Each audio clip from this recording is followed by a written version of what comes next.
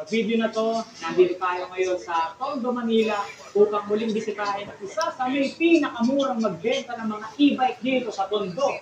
Ito, ang Waymaker Cycle Center. Ngayong araw guys, ipapakita ko sa inyo kung ano-ano yung mga magaganda, mura at quality ng mga e-bike nila rito.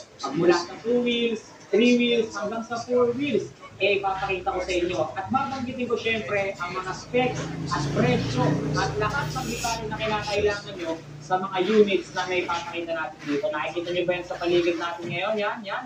Yung mga malalaking unit na yan. Lahat ng yan ay ipapakita natin dito. At syempre may good news tayo ngayong araw. Alam nyo ba na itong Waymaker Cycle Center, bodega price, di ba?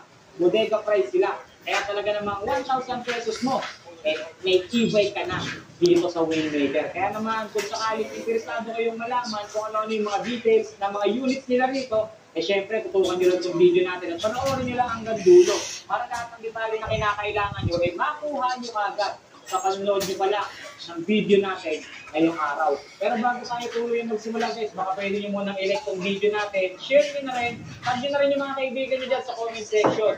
Dahil yung ginagawa nyo pag-share at pag-like ng bawat video na ina-upload natin, napakalaking bagay na yan at napakalaking tulong na yan dito sa ating YouTube channel, maging dito sa ating Facebook page. At kung kayo naman ay hindi pa nakasubscribe,